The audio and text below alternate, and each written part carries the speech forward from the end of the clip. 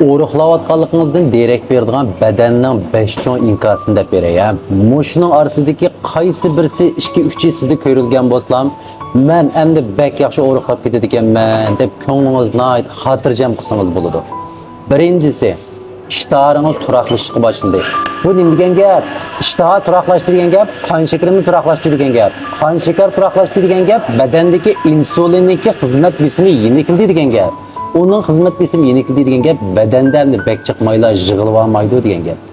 Nurg'a o'quvchilar o'riqlashni boshlagan vaqtda haddan ziyoda tomoqdan parz suti yutib, 4 kunga bardosh beramay, yana o'yin povushib o'ksidi. İştaha turaqlashmag'achqa oxir chiqmaydi. Sizning ishtaharingiz turaqlashdimi? Siz 99% odam qilmayotgan bir ishni qildingiz, %100% o'riqlab ketalaysiz degan gap. İştahaning turaq bo'lishi bu o'riqlashga eng muhim nuqta. Burun degan yeb to'ymaydingiz, eg'iz degan qichatni 2 taqsdan nasaytingiz, hozir azroq yesingiz bilan po'stingiz to'ydi-ku. Bu alayda cho'ng ahvolsiz, cho'qim o'riqlay olasiz. Ikkinchisi, tarozining ustidagi eg'irlik pek osib tushayotamdi. Ama kiyimleringizni, burun kiyimlerini kiysangiz bir xil kenkap qolayotgandek his qilamsiz. Bel aylanmalar kichiklayotgandek his qilamsiz. Eg'irlik bek ost tushyotidi, ama badandagi o'zgarish cho'ng. Bu sizning haqiqiy may seyrayotganligingizdan darak berdi. O'riqlashni dastlabda boshlaganda siz shakarni kontrol qildingiz, tuzni kontrol qildingiz, badandan nurg'un suvlar sirtib chiqib ketdi. Endi u suvlar chiqib bo'ldi. Haqiqiy may ko'dirishni boshlaganda shu eg'irlik ost tushdi, ama badandagi o'zgarish bek cho'ng bo'ladi. Eg'irliqim tushmayotidi deb tashvishlanib o'tmay, ajab yaxshi, haqiqiy o'riqlash bosqichiga kiribman deb qo'shib ketsangiz to'g'ri bo'ldi.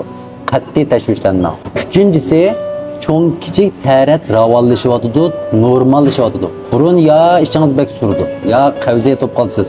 Bu sizning tomoq odatingizniki nayt qalaymqonligidan darak berdi, turaqsizligidan darak berdi. Hozir nayt ritmli bo'lyapamdi. İçinizden sağlam buluvatsız, hem de o'riqlab ketalaysiz degan gap.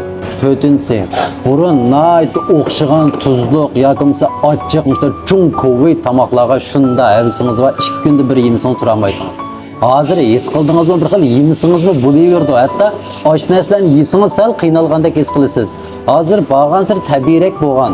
Ya'ni chingdan deymiz sal maysizroq, ami bak qandaq bir achchiq, qandaq chung ko'vi bo'lmagan narsalarga ko'nishga boshladingiz. Ko'nglingiz shunday narsalarni tatishga boshladi. Demek badan haqiqiy tabiiy sog'lom narsani xohlashga boshladi. Siz mushu bo'yicha mengayversangiz ham o'zligingizdan o'riqlay olasiz. Ahvollar yaxshi bo'lyapti degan gap.